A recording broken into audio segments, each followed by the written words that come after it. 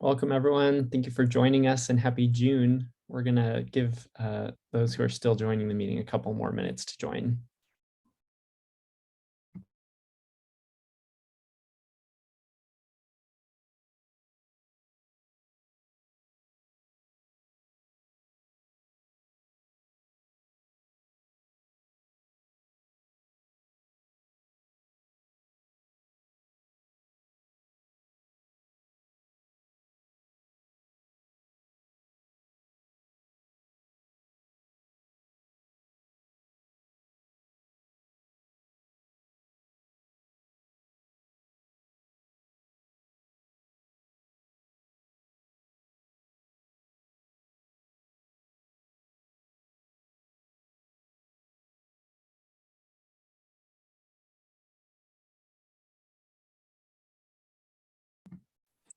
I see that Rich has already started the thread, but we'd love for any of you to introduce yourselves in the chat window so we can be familiar with each other.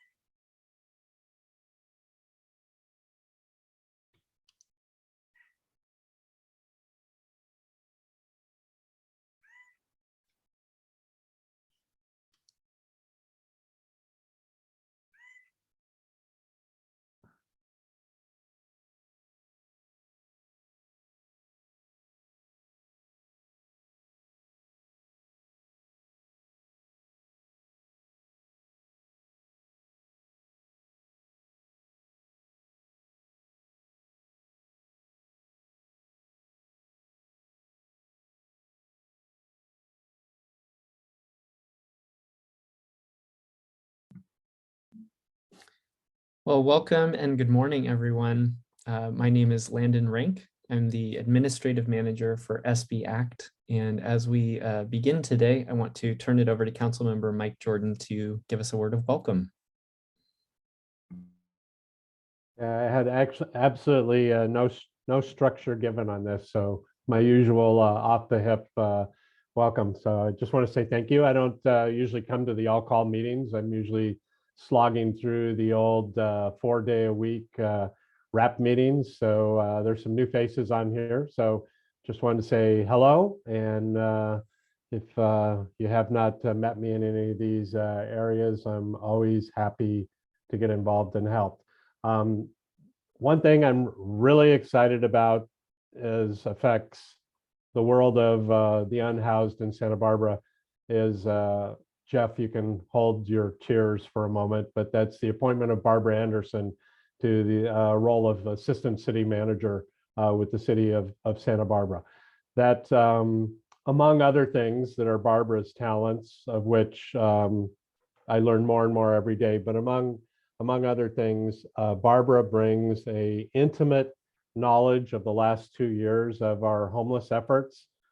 involving the city and the city's partners, and really elevates the level of importance at what I'd call what I flippantly call the second floor of City Hall, or the C-suite of City Hall. And I'm hoping that everybody recognizes that, abuses her the most they can, and leverages both your relationships and your history with Barbara and her talents to really do some good work while she's up there, which should have started a week ago. So tell her the vacation's over and it's time to get to work. So welcome to all of you. Thank you, Councilmember Jordan. And we are saddened that Barbara is not on our little team anymore, but we're very glad that she's still on our team for everyone on this call. And I believe, if I'm not mistaken, that she's in a new employee orientation this morning. So we all should really be sending her our good thoughts and well wishes today. And I want to turn it over to Rich Sander, our Executive Director, for another quick word. Hi all, thank you so much. As both Landon and Councilmember Jordan have said, we're sad to see Barbara go. At the same time, we're very thankful that she's going to be helping out in the same capacity. We're thankful that you all have made time on the call today to join this meeting. We have a lot of stuff to discuss, and we have some really good presentations to come forward by some of our partner agencies. We're always available to talk through any questions that come up in these meetings. And as Councilmember Jordan referenced, we also have these RAP calls that are going, they're RAPs, or regional action plans, and they're based by region throughout the city. And they meet at different times over the week and during the month. So if there is something here that strikes your interest, that you would like more information, please just email myself or Jeff Schaefer or Landon Rank. Our emails are fairly simple. It's just rich@or jeff@sbact.org. Kayla Peterson is also on our team, and she's here. She runs our neighborhood navigation centers, which I think most of you are familiar with by now. And so, yeah, if you have any questions, please feel free to reach out to us. We're really glad that you're all here, and we hope that this is an informative and supportive meeting for you all. All right, thank you. Thank you, Rich. So we do have a full agenda today. We're going to start with just some updates from the SB Act team about the Act on Homelessness Collaborative working groups and the regional action plans. And then we have guest presenters speaking about the regional equity study, about the housing element update with the city of Santa Barbara, and then the county's Encampment Resolution Fund initiative. So this should be a really informative time about a lot of different topics within homelessness and housing in our community. So just to begin, we're going to talk a little bit about this collaborative and where we are currently at. I'm going to share some slides on the screen here. And I'm going to begin with the working groups and just give a couple of updates here. Let me hide some of these screens so that you can see more easily. So as many of you know, we have 4 working groups currently within the Act on Homelessness Collaborative. Homelessness prevention, focused on trying to prevent individuals from entering into homelessness. Housing and shelter working group, focused on expanding and increasing the number of shelter beds as well as permanent supportive housing units in our city. The housing retention working group, which is actually a county-wide working group in partnership with the County of Santa Barbara to try and assist and resource those who have transitioned into permanent supportive housing. And then the lived experience working group, which is engaging those who actually have currently have lived experience in homelessness or formerly had experience in homelessness. And so just to share a little bit about the homelessness prevention working group. So our big project that we're endeavoring towards right now is that we've heard from our providers that there's a need for flexible resources so that individuals can pay whatever bills may be arising that are preventing them from being able to make rent and leading to evictions. So we've currently received seed funding for this. Right now, we're trying to develop the protocols so that these funds can be dispersed and that we'll be able to track the outcomes from the use of these funds as well, so that we can report back to the funders about how they're used.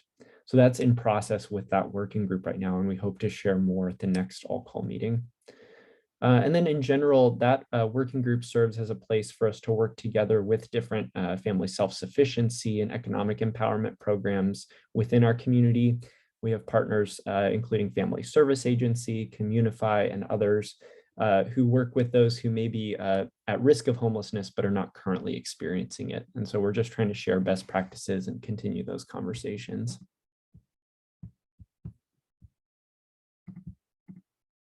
We also have our housing and shelter working group. We have several different initiatives happening within that group towards supporting the expansion of shelter beds and permanent supportive housing units.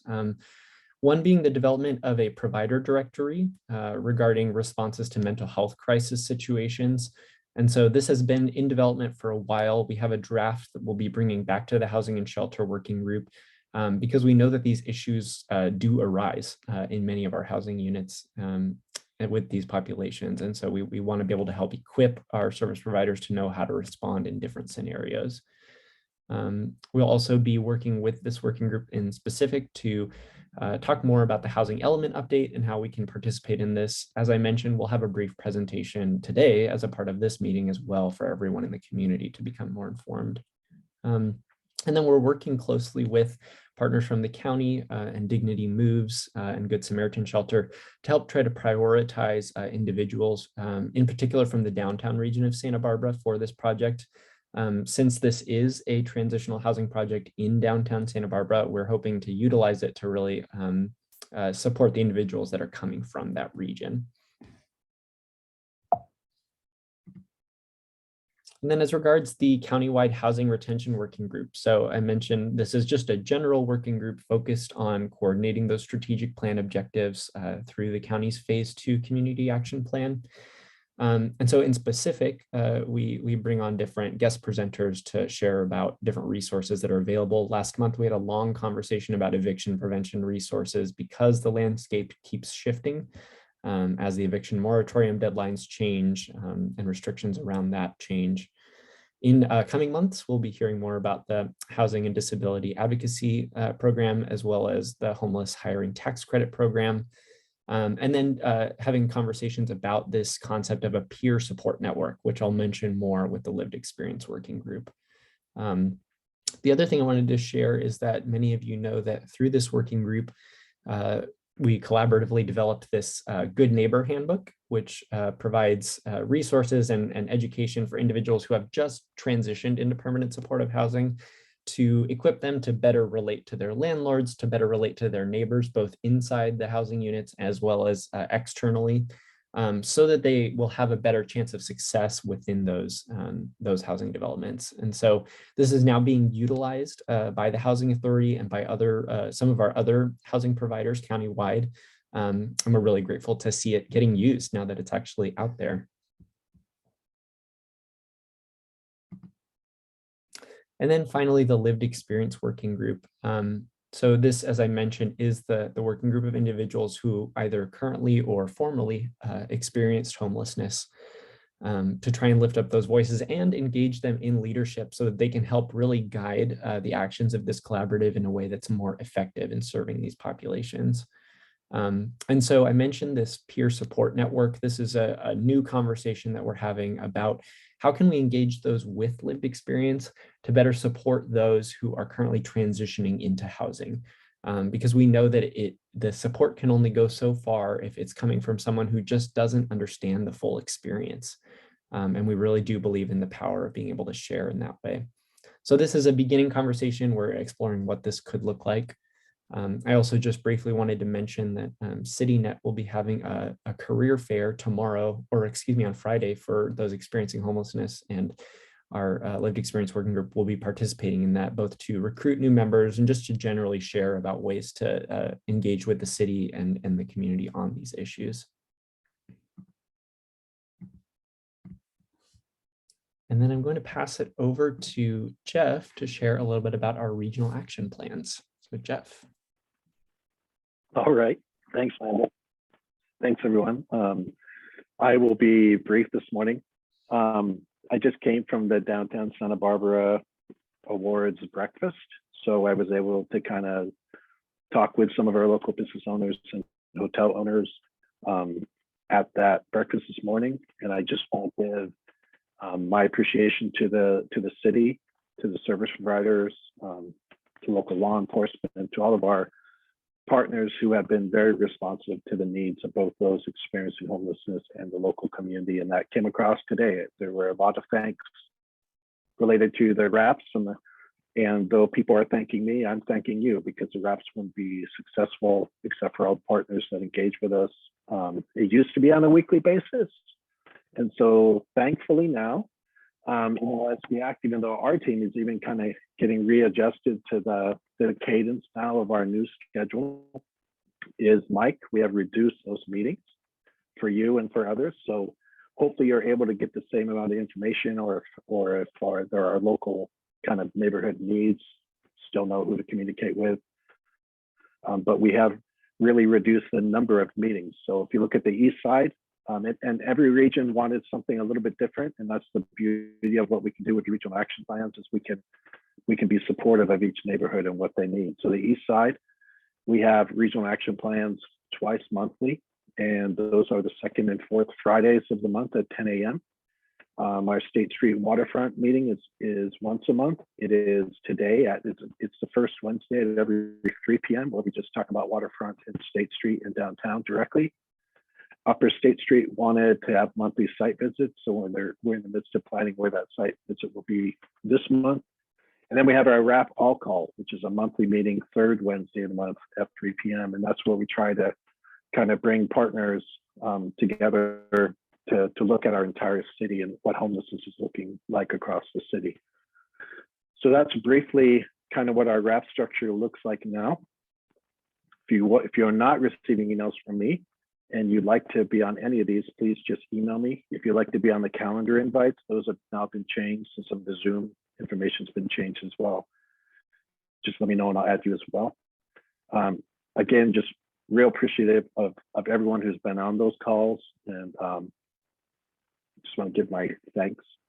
And I think that's it for me. And I'm going to hand it over to Kayla Peterson, who is our program coordinator, and she's going to talk a little bit about our neighborhood navigation centers. So thank you, everyone.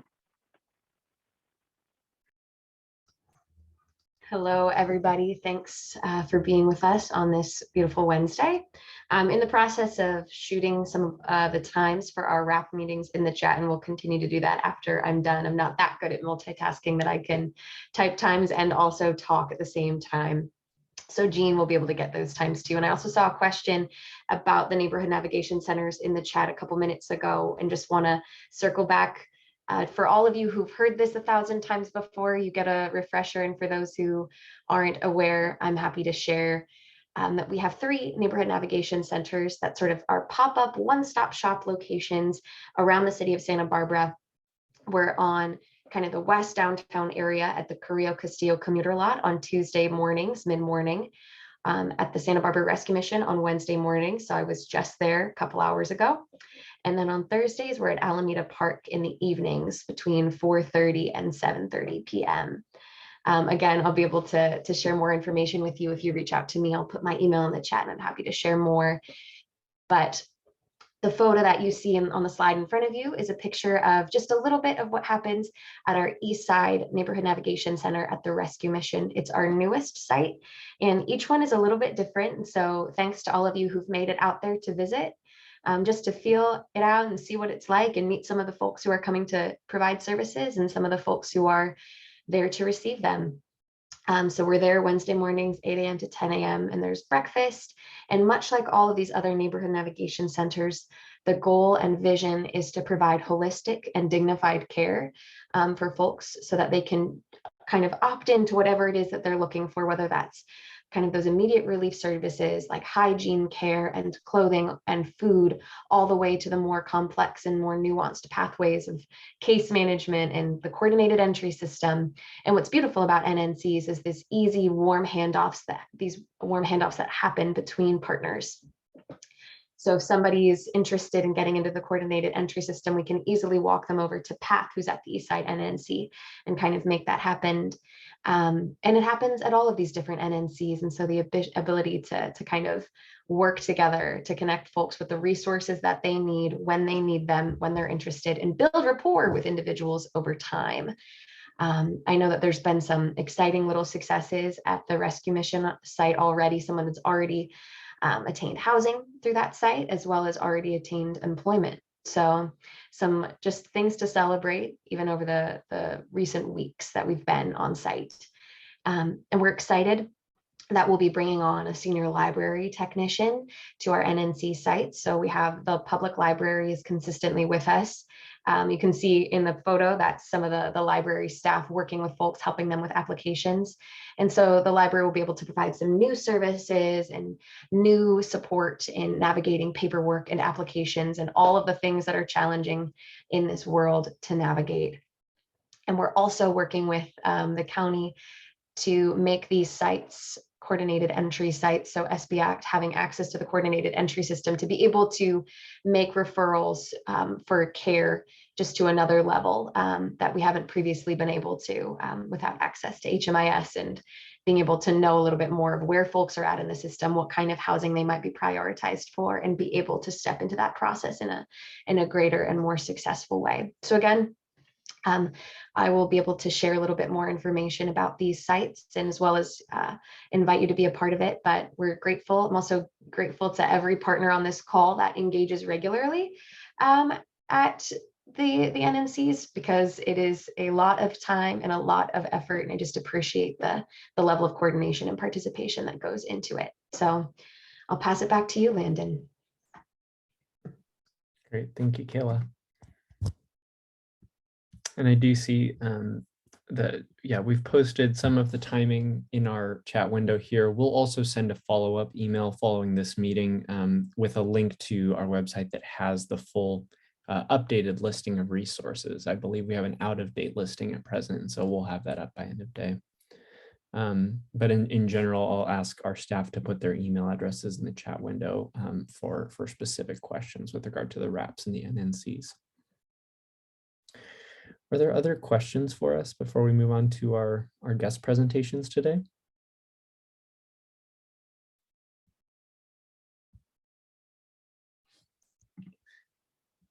So we're very fortunate to have with us today Dr. Isaac Hale, who is a postdoctoral researcher at the UCSB Bloom Center. And Isaac has been working alongside partners from the Fund for Santa Barbara on this regional equity study concerning various equity issues throughout this entire Central Coast region. And I've asked for Isaac to talk with us today specifically about some of the needs of vulnerable households and the rent burden issues that we're facing. So I'll pass it over to you, Isaac. Thank you very much for having me on today, Landon. And I'm going to go ahead and share my screen here. So please bear with me for one moment. Excellent. I'm going to assume that the screen share is looking good unless I see some comments otherwise in the chat.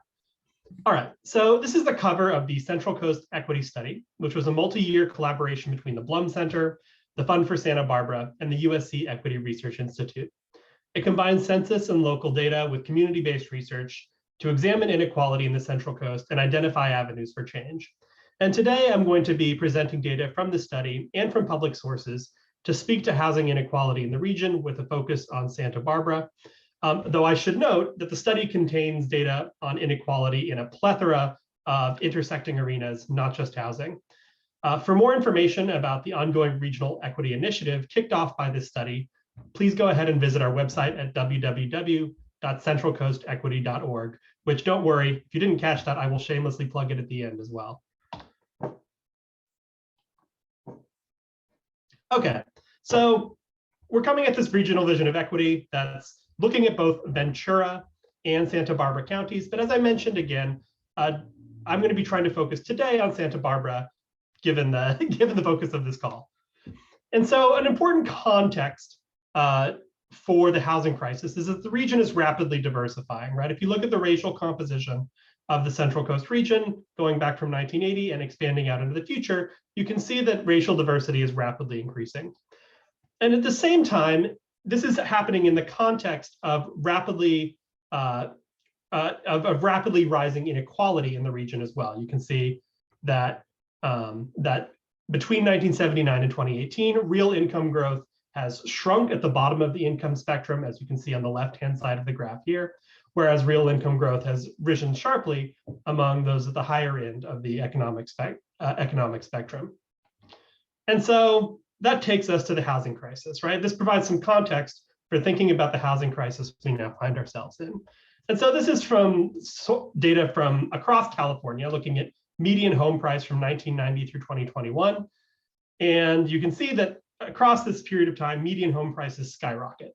And if you had to take a guess about which county in the state had the largest jump in home prices from 2020 to 2021, you would be correct if you guessed Santa Barbara.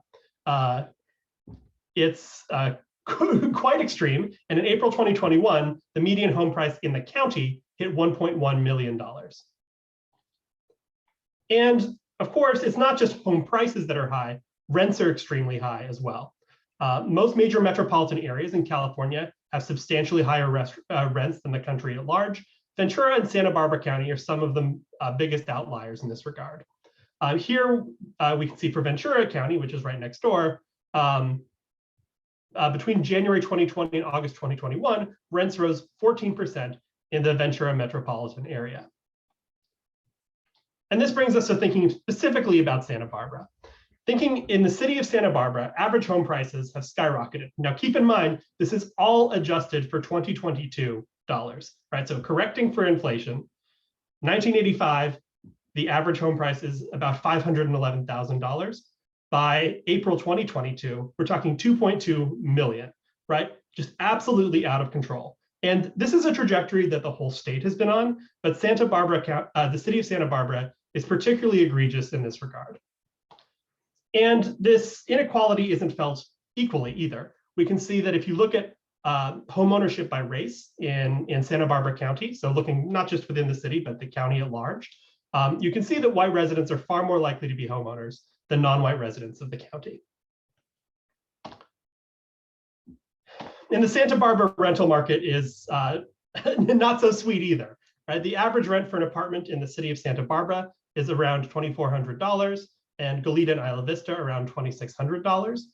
And as was mentioned before, in terms of housing allocation, right, from 2015 to 2023, the city of Santa Barbara is obligated by RHNA, the Regional Housing Needs Allocation, to plan for 4,100 units, including a low and middle income housing stock. But as of 2020, fewer than 50% of these units were constructed, and most weren't in these low and middle income categories. In short, the status quo isn't working for meeting the housing needs in Santa Barbara. And there are major obstacles to new housing as well. So one leg of this is insufficient investment in social housing, right? Public investment in housing. And another area is opposition to the creation of market rate housing and low income housing by developers as well. And this is a quote from Ken Triguero, who's the president and CEO of People Self-Help Housing, a nonprofit that's been creating affordable housing across California's Central Coast for more than 50 years. He's saying it's funny because some people hear, oh, there's low income housing project coming to my neighborhood. My property value is going to go down. And well, the irony here is that the research is actually pretty mixed on whether having new housing development in neighborhoods actually brings down home prices, but it speaks to some of the major political obstacles that have existed as well. In the same interview, Triguero says the biggest obstacles they face when trying to create more housing, including low-income housing, are, of course, the costs, the excessively high costs of building new housing in the area, but also red tape, environmental processes, zoning issues, and getting local communities on board. It's all a challenge. And we've seen some legislative action at the state level, such as SB 9, which eradicates single-family zoning throughout California, but local opposition and the politics of new housing are still a major issue as well. And there is a real crisis on our hands. So here we can see a graph from the regional equity study looking at the largest 150 major metropolitan areas in the country, and we're looking at them by rent burden. And so this is the percentage of people in that county who are or the percentage of households in a given county that are rent burden, meaning over 30% of gross income is being spent on rent. Ventura County comes in at number 5, Santa Barbara County comes in at number 11, right? Really leading the pack in a way we would like to not be leading the pack. And the major urban centers, including the city of Santa Barbara and Goleta, feature some of the highest rent burden in the county, right? So here you can see this dark red is for census tracts where over 70% of households are rent burdened. And this high level of cost has some real impacts on tenants in Santa Barbara County. So the 2019 Cause Renter Survey reveals that 35% of renters in Santa Barbara County are in a month-to-month lease, 19% don't have a formal written lease agreement, and 75% experience major habitability concerns, such as leaky roofs, pipes, leaky mold, pests, no heat, no water, things like that. And less than 50% of these housing situations, these major habitability concerns, are actually addressed. And we see that this high level of inequality and this high level of precarity related to housing has some real important impacts, right? So this inequality exacerbates existing economic and racial inequality. Low-income residents, which includes students in the area, are hit especially hard. We've all seen the news stories about students living in cars, commuting long distances, and struggling with food insecurity. And rising local housing costs mean that Santa Barbara's diverse workforce commutes long distances. So particularly thinking about Latino families who've moved away from Santa Barbara to more affordable locations, such as Ventura, Oxnard, Lompoc, and Santa Maria. And if you think about what that means for those families, not only are they having to live far from work, but this is adding a substantial commute time to their lives, a substantial cost, right? So 2.5 hours is the round trip commute from Santa Barbara to Santa Maria. And if you want to take public transportation, good luck, it's very limited. Right? And this is a trend that's like pretty stark. According to one estimate, the Latino population of the city of Santa Barbara shrunk by 24% between 2011 and 2018 due to skyrocketing rents. And again, when you're looking at the effects of this housing crisis, they're not equally felt. Non-white and immigrant residents are far more likely to live in overcrowded housing, here defined as having more than one person per room in a given house. And this is particularly problematic in the current era we're living in, because overcrowded housing and a pandemic are not a great combination, right? And we see similarly that those who have been most affected by the pandemic are also those most affected by overcrowded housing. And as Landon alluded to earlier, right, this is the housing crisis has a severe impact on the unhoused population in Santa Barbara as well. Right, the County of Santa Barbara's 2022 homeless point in time count, which just came out, can shed some light on the pandemic's effects. Right, the unhoused population rose by 3.4%, or 65 individuals. The number living in vehicles rose by 7%. And 15% of those surveyed report that COVID-19 is why they are unhoused. And there is cause for optimism as well, right? There's increased provision of housing and services, in part due to an infusion of state money that occurred at the time, but far more action is needed. Right. So this is data from that point in time count that just came out, right? Most of the unhoused in Santa Barbara County lack shelter. Right, over 70% unsheltered and 30% sheltered. And it's important to note as well that most of the unhoused are locals, right? Most of the most recent permanent address before the unhoused population in Santa Barbara became unhoused was here in Santa Barbara County. Now, I think this provides an important wake-up call for change, right? We did in our community-based research, which involved lots of interviews with local leaders and community members. One of the messages we got over and over again was, if not now, when? There is no going back. This is the time for change, right? And this current crisis can and must be an opportunity for change.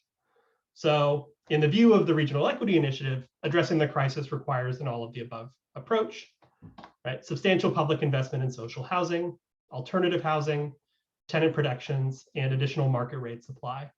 And the housing crisis is multifaceted, with affordability, available supply, gaping inequities, inadequate social supports, and that the crisis of homelessness is an integral part of that larger crisis. And how we get there? Well, it's going to require strengthening political infrastructures through social movements, community organizing, electoral politics. We have to recognize our previous successes, such as the fight for a living wage, but also use those to move forward and build on an activated community to ensure additional change. And all of this research that I just presented to you is building towards what we call now the Central Coast Regional Equity Initiative, where our goal is to deepen our understanding of regional disparities, facilitate a region-wide conversation, and support the planning and implementation of initiatives focused on advancing social health, environmental, and economic equity. And I'm going to leave in with this, which is that the Regional Equity Initiative is guided by 11 principles and priorities, which you're welcome to read if you go to the website www.centralcoastequity.org and read these regional equity study. But I want to share the sixth, which specifically addresses the housing crisis. And in the report, we say that one of our key principles and priorities for change in the region must be protecting tenants, preserving communities, and making housing affordable for all. We say the crisis of affordable housing has been woven into the fabric of everyday life on the Central Coast in the form of out-of-reach home prices, heavy rent burdens, long commutes, rising numbers of unhoused, unsheltered people, and years-old affordable development targets gone unfulfilled. It's long since time that we stop pretending that this crisis can be resolved without massive investments of public resources and reordering of regional priorities to construct and otherwise make available housing that is safe, accessible, and affordable, that adheres to standards of environmental sustainability, and that respects the rights of tenants to live free of threats of eviction, arbitrary rent hikes, and gentrification. All right, thank you very much. Those are my slides. Landon, you can let me know if I have time for a few questions, or we can move right along. Yes, we do have time for some questions. And if it's all right, I'd love to start. I did just want to frame this saying that we are following up this presentation with a presentation about the housing element from the city of Santa Barbara. And this is a great way for our community to be involved in the solutions and coming up with what is our plan as a community to address some of these housing needs. So do really encourage you all to take copious notes and get engaged with that process. Yeah, I wanted to ask two quick questions. One was just with regard to the average rent, the slide that you listed. What was the household size for those average rents? I think you said it was 2,400. Yeah, those were, sorry, let me pull that up. Yeah, so that data was for, I believe for 1 bedroom, 1 bathroom apartments, right? So this is not like that. That's just for apartments, right? If you're looking at the overall, rental costs for family homes, for for multifamily apartments, it's getting higher from there, right? This is the floor of what the average rent is, not far from the ceiling. Thank you. The other question was, and this, I don't know if this would be within your scope, but just we're seeing headlines this week about possibilities of an economic recession, whether or not it's big or more negligible in size. I'm curious if you all have discussed how that will impact the housing market locally, or how you anticipate it might impact our housing market. I unfortunately don't have a crystal ball into that. I mean, there are some who think that it will bring prices down to earth, and there are plenty of people who are more skeptical as well, just given the extremely limited stock of housing supply in the region. It's hard to say whether anything, maybe a recession would slow the increase in housing prices, right? Or maybe level them off for a little while. But in terms of bringing them down to a level that's affordable for the diverse workforce that works in Santa Barbara and can accommodate the people who want to live here. I don't think there's much optimism that absent a policy intervention, the housing needs of the community are going to be met, even if there's some amount of leveling off with the housing market. Oh, thank you. It's worth an ask. Yeah, as someone who's going to be maybe buying a home at some point in the future, I would also like to know. So. Yeah. Dr. Hale, I had a question. Did the study address room rentals for college students and young professionals? So what does that look like? We were not able to collect data on that, but that is a really fantastic question and has been a major, as you mentioned, has been like a huge source of crisis in the region, right? I mean, everyone saw those stories about students living in cars, right? Students having to commute really long distances. One of my colleagues has to commute from Ventura County just to come into UC Santa Barbara, right? The situation is really untenable, and room rentals are also struggling with there's availability and affordability crisis there too. So no, I don't have specific data on room rentals, but yeah, I mean, the more supply, the better, but even those are not necessarily an affordable solution for the housing crisis. Thank you. Thank you.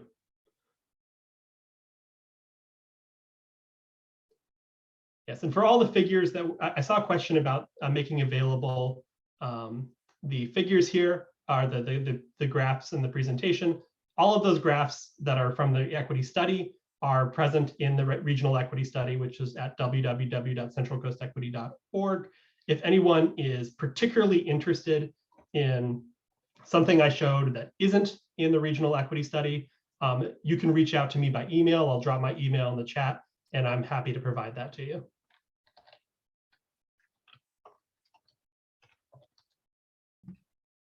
Other questions for Isaac?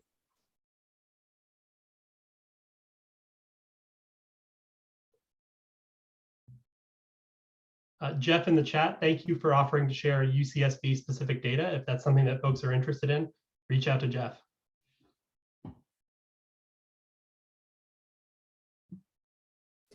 I will say too, this is a comment, but we are grateful to know that we have several of these social housing developments that are just around the corner for us at this moment. Our county has really put in a lot of work, especially through the Home Key project, to get this Super 8 motel permanent supportive housing project off the ground. And so we're very excited to see that happening. I know our city housing authority also has several developments locally in the Pike. And so we will see more units opening. Of course, we always need more, but as those are moving forward, we will definitely be promoting ways to advocate in support of them, which I think most people on this call would be amenable to. Yeah, and the state of the severity of the crisis should by no means detract from the amazing work that lots and lots of advocates and folks in this space that are attempting to address the crisis for the unhoused. By no means does the study detract from any of that. We see and recognize a lot of the amazing work going on there. And Landon, I'm very excited about these imminent social housing victories.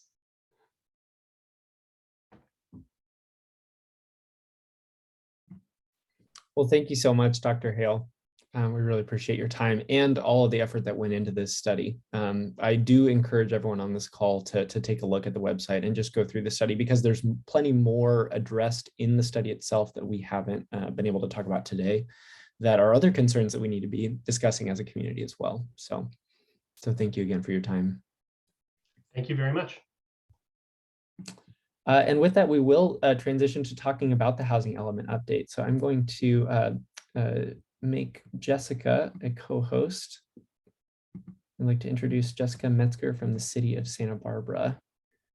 Good morning, everyone. Thank you so much for making some time for me on your agenda today. It's nice to see so many friendly housing advocate faces and names in this Zoom call.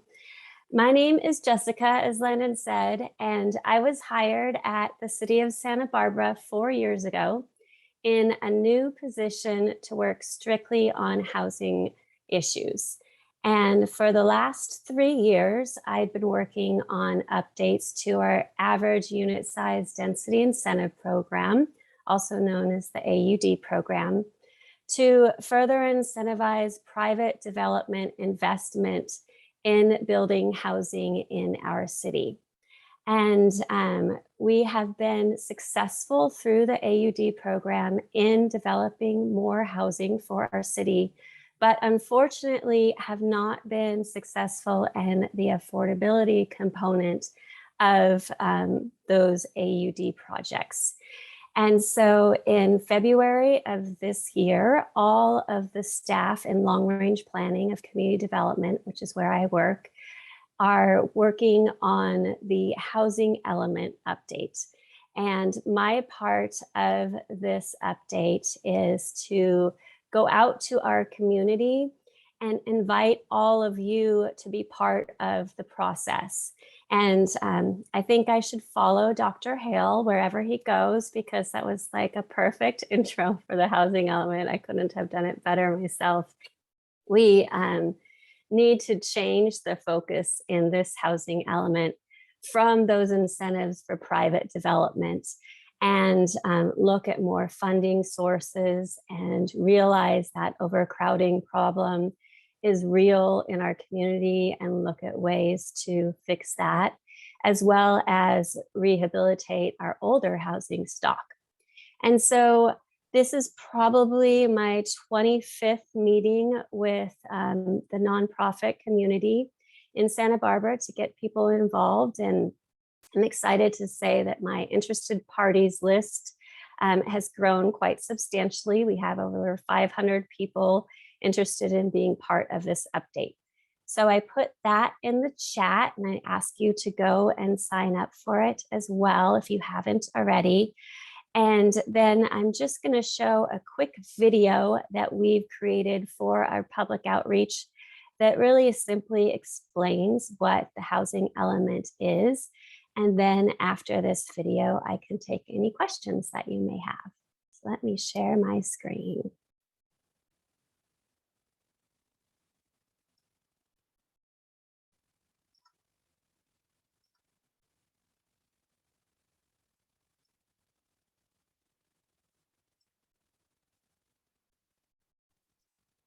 Of everyone in the community. When population forecasts are updated, cities like Santa Barbara need to update their plans based on a specific number and types of housing they need to meet future needs. But what if we don't want to build more housing in Santa Barbara? That's normal.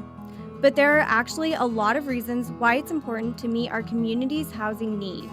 Because of the high cost of housing, it can be challenging for cities across California to provide enough affordable housing for working families, seniors, and young professionals. And our children who grow up here can have a hard time staying in Santa Barbara due to housing affordability. Lack of affordable housing can lead to increased homelessness, overcrowding, and the costs associated with managing its effects on the community. Besides, having enough housing for everybody helps fulfill Santa Barbara's community vision to allow as much housing as possible within resource limits to provide an array of options for all residents. And if we don't get a new housing plan approved, the city could be fined, lose state funding opportunities, lose the ability to issue permits, and in the end, not have a say in where new housing should go. So how many new homes are needed? Based on the state's forecast and the local formula, Santa Barbara needs 8,001 new housing units. Of those, almost half need to be affordable to low and very low income households.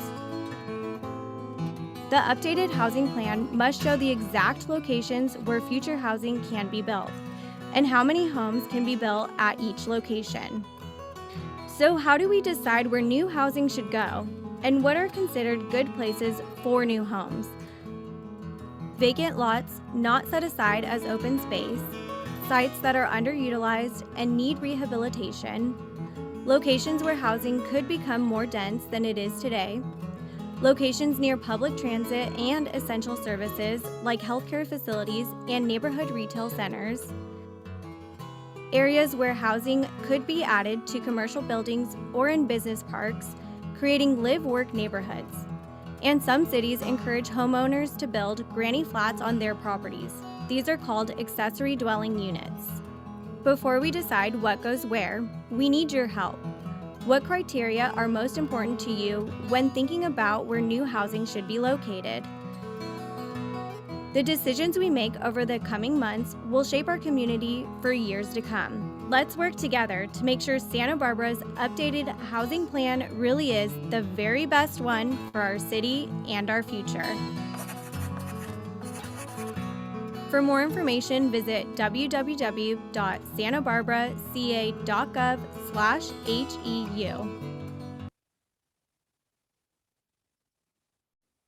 So we've developed that video in both English and Spanish, and we'll be sending out some email notifications of that, as well as an entire website we've developed for our housing element in the next couple weeks. So if you sign up for our interested parties list, you'll get notification of that, where we'll also have surveys of what the community feels they need the most in the housing market. And then also we are working jointly with the city of Carpinteria, Goleta, and the county of Santa Barbara to put together an in-person public workshop on each of our housing elements. So that's going to also be in late June, and so you'll get notification of that. But the most important thing is the draft housing element will be out for public review in July. And this is a different public review process than what you normally see when things go to city council, where you only get to see the report on Thursday and the city council meetings on Tuesday. The draft will be up for an entire month for review by the public. And so you can really look at it and focus on the policies and programs that you are in favor of or that you think are missing in the housing element. And then we as staff respond to the public comments about the draft and have to determine why we did or did not include what the comments spoke of. So it's a lot more like what an environmental review document is. And then it will go to Planning Commission and City Council before the draft is forwarded to the State Housing and Community Development Department. So if you sign up for the email, you don't have to remember all of that. I'll just come to you in stages. So with that, I'd be happy to answer any questions that you may have. Thank you. Thank you so much, Jessica. I know you just said that this will go out in stages, but I'm curious if you can expound on what that process in July will look like. Once it's released, then is there specific forums that people would be asked to attend to share public comment, or how? So for the draft, we're really hoping to get most of the public comment in writing, because that's the easiest way for us to respond to. We are working on a possible webinar also that people could give us comment and we could record it like this. The public outreach meeting with the other jurisdictions, will be taking comments there as well. And for the city of Santa Barbara, we're all at different stages in our housing elements. So for us at that point in time, near the end of July, we'll have what's called our suitable sites map available. So that shows where we think the housing should go in the city limits for that 8,001 dwelling units. And so people can comment on that at that meeting in later June. We also most likely will have some draft programs and policies, and the people that attend that in-person workshop will be able to kind of prioritize which they think should be the quickest done versus which should be stretched out. So this is an 8-year plan. So we can't do everything right away. So we need to know from our community what's the most important things that staff should focus their time on. Anyone else? Maybe this is a question that will also get answered, but yeah, thank you so much for that presentation and a lot of information in an easy to view video. So I appreciate that. And appreciate the way you're inviting the public into the process. And just when you say written public comment, is there a way that we can help kind of create accessibility for some of our unhoused folks? Is there a way that we can help folks maybe who don't have regular access to the ability to write public comment? How could we help them access that? Yeah, thank you, Kayla. We're hoping with the launching of our website that we'll be able to reach out to our nonprofit community that we've gone out and done this presentation to and ask what else we can do besides what you see on that website, besides just being in English and Spanish. We're also working with our Access Advisory Committee to look at how to make it more inclusive for people with disabilities in our community. So you'll get a lot of emails from me, not always just the whole 500 people, but the people that I'm directly speaking to on meetings like this to make sure that you think we're doing enough, because we're not the experts in everything, and we need to lean on the experts in other areas to make sure that this is a really inclusive process.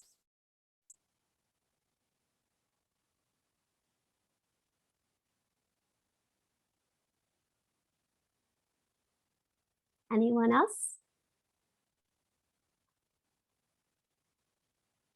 Thank you. Thank you so much, Jessica.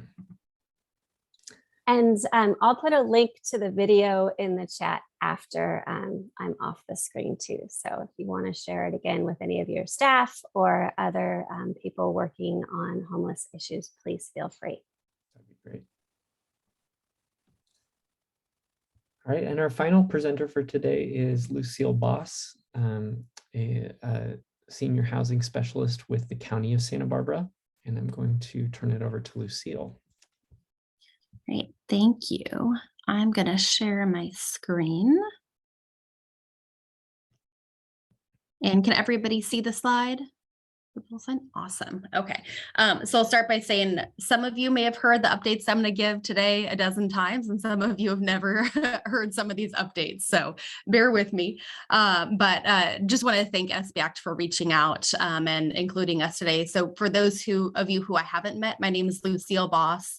And as of May 3rd, I'm the county's encampment response coordinator. So I'm shifting from a few other duties to focus solely on encampment resolution and also on the county's implementation of the community action plan to address homelessness. But in my new role, I'll track reports of encampments, deploy the response team, coordinate interventions, and manage logistics when closure of encampments is recommended on county-owned or county-controlled sites. So today I'll briefly be reviewing the encampment response protocol and the county's encampment resolution strategy. Both of those were approved by the County Board of Supervisors last August. And I'll include a link to the progress report from the first 6 months. And then I'll also dive into the new State Encampment Resolution Fund, which was a competitive grant, and we received word that we were being awarded in February of this year. So all of those efforts are distinct, but they are closely interlinked. The county's encampment response protocol and the response team provide the framework and specifics of how we assess encampments and how we intervene.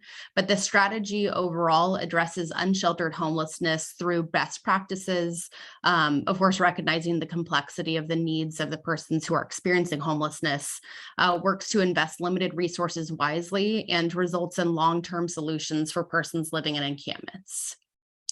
Some of the principles specific to addressing encampments that informed the development of our county's protocol and strategy are that first, it's not safe or healthy for people to live unsheltered.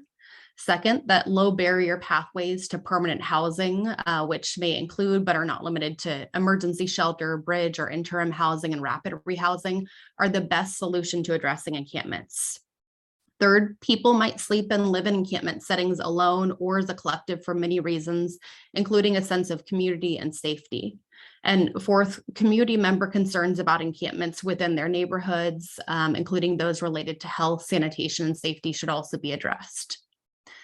The encampment response protocol and team are deployed in homeless encampments located specifically on property owned or controlled by the County of Santa Barbara. And the goal of a protocol is to resolve campsites, but the overarching strategy provides that alternate shelter and storage will be offered and accepted by folks who are living in those encampments. The shelter, housing, and services outlined in the county's encampment resolution strategy are a benefit countywide, and it requires a coordinated vision backed by intense, robust outreach and engagement. So that's that one-on-one engagement and increased investment in shelter and housing. But the overarching encampment resolution strategy is a 3-year effort, and that's aimed at what you'll see on this slide and the next couple of slides. So first, increasing access to shelter, leveraging long-term rental subsidies, creating new permanent housing units, ensuring robust outreach and engagement, and sustaining adequate funding. And this is all in order to resolve encampments and unsheltered homelessness. All of the components that are part of the strategy and the protocol are consistent with our county's adopted community action plan. I'll go to the next slide.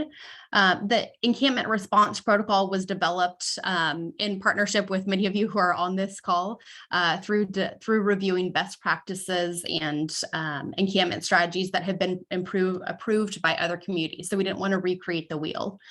In addition, the county convened a series of meetings with county department staff impacted by encampments and received input from different department directors through the county's Homeless Interagency Policy Council, also connected with community stakeholders through special meetings, including the Elected Leaders Forum, as well as the COVID-19 Homeless Task Force. The purpose of the overarching protocol was to provide increased clarity and coordination around encampment response, again, in county-owned or county-controlled properties. And all of the interventions are based on health and safety risks, available resources, and alternate shelter capacity. And the goal of the procedural framework was to ensure that roles and responsibilities were clearly defined, and that there's coordination and management of limited resources. There's prioritization of encampments based on defined criteria. There's consistency of procedures, and that the collection of data and metrics to measure the effectiveness of reducing encampments are included. The framework that you see on the slide here takes you through steps from encampment being reported or observed all the way through resolution. And on the slide, you'll see a few additional actions needed. So we do need to identify additional home key sites. So huge kudos to the County Housing Authority and the City Housing Authority for their attempts at securing home key sites as well. We're really thrilled with what we have in the works in our region and also what the potential for additional home key sites. The strategy also requires funding to support and expand outreach and shelter. So I'll talk in a minute about the expanded street outreach dedicated to encampments along the transit corridor, but also countywide street outreach. And we also need funding to support and expand shelter. And we're also working on expanding the use of fulcrum mapping software. So right now it does include folks who are part of the coordinated entry system. And a few of you have asked, I have on my to-do list development of a release of information for others to be included and use the fulcrum mapping software as well. I'm going to give a little bit of an update on encampment response updates since August 31st. So following the Board of Supervisors approval of the strategy and protocol, the Community Services Department appointed a temporary encampment response coordinator. So that's me now officially, so no longer temporary. We've also contracted with Quick Response for sanitation services and continued existing street outreach contracts. For folks who aren't familiar or maybe have seen the trucks around, Quick Response holds current certifications and licenses that are relevant to handling hazardous materials, waste streams, including hazardous material hauler licensing, and has worked to humanely resolve encampments and remove excess debris and waste alongside the county and homeless service providers. County staff will also be returning to the Board of Supervisors at the end of June to address expanded street outreach through ARPA, so American Rescue Plan Act, and additional funding is dedicated to street outreach recommended for Good Samaritan Shelter and the county's multidisciplinary team, which includes public health, public defender, and behavioral wellness. We'll also be going back to the Board of Supervisors at the end of June for expanded street outreach dedicated to encampments along the transit corridor, and CityNet is being recommended for that funding. Some additional encampment response activities as of March 31st, which feels like a while ago, but this is when we published the 6-month report. 60 encampments in 8 primary clusters have been resolved, and that included actions by Caltrans and cities throughout our county. But county-led efforts to resolve encampments took place in 5 of those clusters: in Orchid, Isla Vista, Montecito, an area around Patterson Avenue, and Goleta Beach. Many of the identified encampments in Mid-County and North County are on Caltrans property or within city boundaries, but we're working with those jurisdictions to resolve those encampments. I wanted to specifically call out South County because I know that's where this group is focused. Between Goleta, Isla Vista, Santa Barbara, Montecito, and Carpinteria, in our Fulcrum mapping software, which you can see some screenshots here. Just in South County alone, we have 328 records. So those are individual sites that have been reported. 77 of those as of March 31st were inactive or abandoned. 118 had been removed or cleared. 120 are currently reported or active or engaged or enrolled in services. And there were also 37 vehicle areas in South County. On the screen here, I realize it's pretty teeny tiny, but I wanted to give some kudos to Heal the Ocean, which really focuses on South County. So for folks who aren't familiar, they're a community-based environmental organization, and they provide regular surveys of encampments in South County. Their really detailed surveys and mapping of homeless encampment sites predates the use of mapping software by the county, and their surveys demonstrate a reduction from 102 camps in February 2021 down to 55 camps in August 2021. The estimated number of persons inhabiting those encampments decreased from 260 to 125, but they continue to note extreme levels of trash and refuse in those encampment areas. But want to give kudos to them.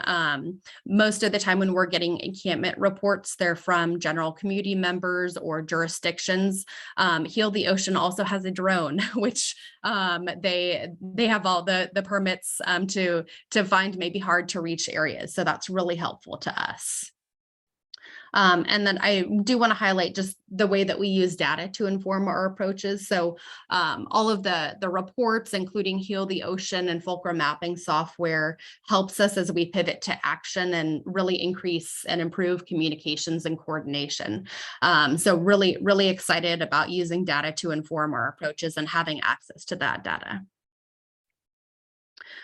The California Encampment Resolution funding, again, some of you may have heard about this already or heard kind of the announcement.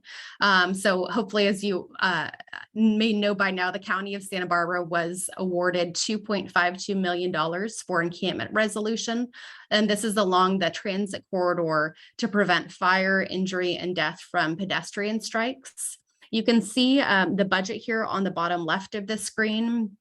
So you can see kind of the breakdown between staffing, which is street outreach, housing navigators, client services, and direct assistance, 1.5 million for proposed interim housing, environmental rehabilitation, and the county is leveraging its existing mapping software and administration, but you'll also see transportation on the slide here. And I want to acknowledge that collaboration with Union Pacific Railroad, Caltrans, cities of Goleta, Santa Barbara, Santa Maria, and Lompoc, as well as Heal the Ocean, Hands Across Montecito, were really critical to the successful application. So we are very excited. The state announced those awards at the end of February, and we let the state know right away that we wanted to be an early adopter, meaning we want to start the work of improving our communication and coordination as soon as possible. So they did, I want to say it was about 3 weeks ago, they just held the early adopter meeting. But we have just continued the work or continued to develop the work. As I mentioned a couple of minutes ago, this is pending Board of Supervisors approval at the end of June, but a contract with CityNet for the street outreach, transportation, and client assistance, our client services that are here on the budget will, if approved by the board, then that contract will begin July 1st. And our department is currently working on an MOU or Memorandum of Understanding with partners with a focus on access to sites and strengthening coordination and communication and collaboration, all our favorite words. But in the meantime, we're also launching a 100-day challenge, which is really just an all-out effort to set unreasonable goals for ourselves as a region and meet them within 100 days. And for folks who aren't familiar, we've had great success with 100-day challenges addressing target populations, specifically youth and veterans in the past recent years. So looking forward to doing the same with encampment resolution. And I want to end on an infographic that may be familiar to some of you too. But as the county, we're often asked, how do we end homelessness? And we can really boil it down to a need for more shelter beds, more affordable housing, as you've heard in many of the presentations already today, and adequate supportive services. But we also need to focus on the immediate needs of our system, additional rental units, staffing capacity, and sites for future development. So that's all I've got. I know I talk fast and it's a lot of information. So if there's time, I'm happy to answer any questions. Thank you so much. And I see Michael's question in the chat. Hopefully I did answer that with the MOU and the 100-day challenge. Yes, so the 100-day challenge will be a weekly meeting of all the different partners. So cities and other stakeholders and other key partners will be part of that 100-day challenge, specifically around addressing encampments through or along the transit corridor throughout our county. Yeah, that is very obvious as you travel the corridors and see these encampments. It's like you need a rapid response team. Excuse me. Some sort of a rapid response team to get out there and provide basic services. Yeah, and we do have, we've been really fortunate with our outreach providers that typically they're out at sites. So if I get an email in the morning, typically they'll be out there in the afternoon, but often it's 24 hours. And I think the cities of Goleta and Santa Barbara and others throughout our county have the same experience with our outreach providers. The unfortunate part is where can people move to? As we heard, the need for affordable housing is really overwhelming in our county. So that's why I included their identification. I think the emphasis on affordable housing is premature. If you're trying to relocate people and bridge them, why don't they have affordable campsites? Get them off the street, out of the brush, put them in supervised camping areas, and then use that as preliminary bridge housing until you can transition them somewhere else. But get them off the freeway where they can start fires and out of the brush where they can create public nuisance things. So rapid response needs to go there and move these people to acceptable camping locations, which I think would be a lot cheaper than trying to build affordable housing. If you can get affordable campsites, you'd probably take your money and spread it a lot better. Yeah, having worked on contracts for interim housing, they are less expensive, but you do still need the permanent housing for folks to move to. So that's why in the transit corridor grant, we included $1.5 million for interim housing, but we'll also have to leverage other state funding because $1.5 million will not cover a year of interim housing for 75 people. So we do need that additional interim housing throughout the county in key locations. And a couple of examples of that are actually in Isla Vista when we did the pallet shelter village there, which is now in Lompoc, known as Rainbow Row or Rainbow Village. And then also the Dignity Moves project in Santa Barbara. So those are all county funded and administered interim housing projects. But in the end, we still need permanent housing for folks to move to. But you are absolutely right. It's not safe or healthy for folks to live right along the freeway, right along the railroad, where there might be a risk for strikes or for fires. So the goal is really to move folks from that unsheltered homelessness into shelter or interim housing, and then also to permanent housing. How about doing both? Yes, agreed. All things need to happen all at once. Yes. So that's why I put up that slide with shelter services and housing all need to happen at once.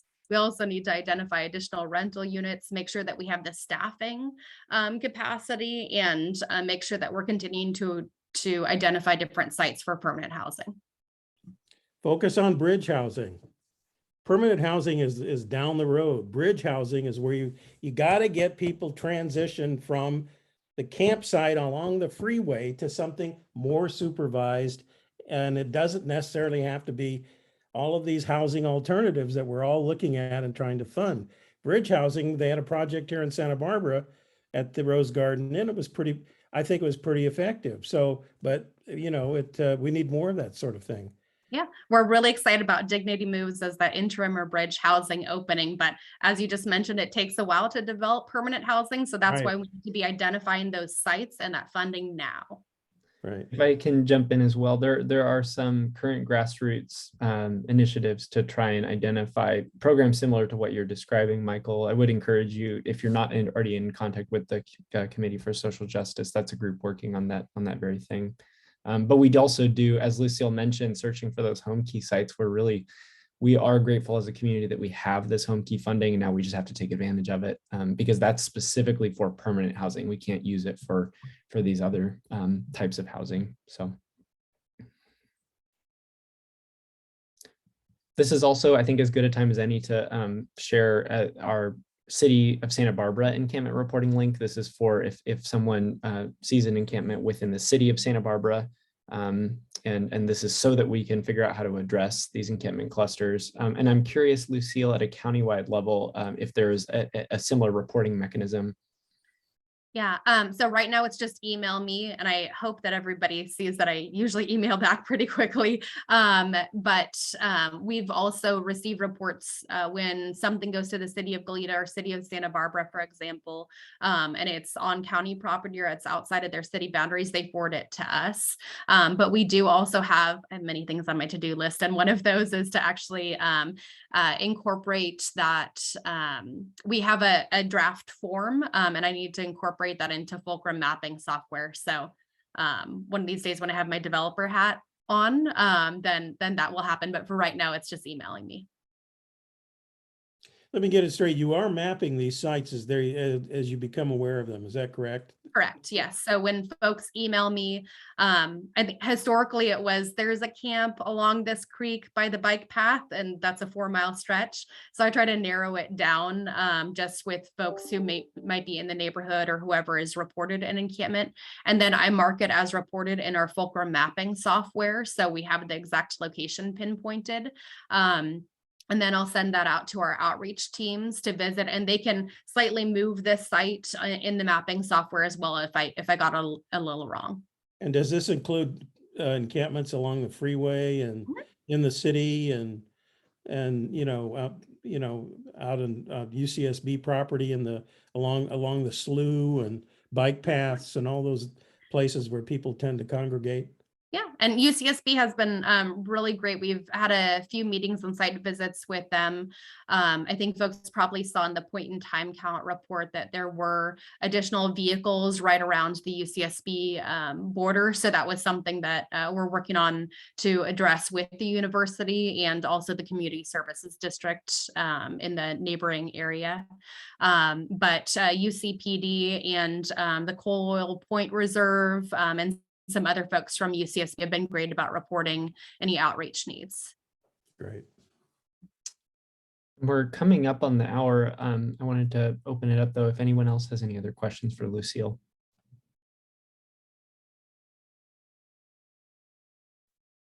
Thanks, everybody. Thank you so much, Lucille. And we're thrilled about the funding and excited to see where we can go with this 100-day plan. Oh, question from Raj. Oh, actually, it's not a question. I spoke with Emily from the county last week when we had the Mesa meeting at the Trinity Church. And she actually gave me some good news. The county is working with the state on state properties throughout our county for possible low-income housing, possibly more dignity move sites. The state is allowing us to use some of these properties for these purposes. And also the good news is the county is working with the state on Earl Warren Showgrounds as a possibility. For somehow being utilized for the unhoused. Great. I'll weigh in there too. So actually at the start of COVID-19, the state reached out to counties to identify any sites. And then with other upcoming or past legislation, we have identified some other maps throughout the county, but also with each of the cities to identify any by right sites. But of course, it's really important to work with neighbors and the community to make sure that folks are informed and that they're not surprised by any efforts. So we're continuing to work with the different cities, jurisdictions, and the state to identify those sites.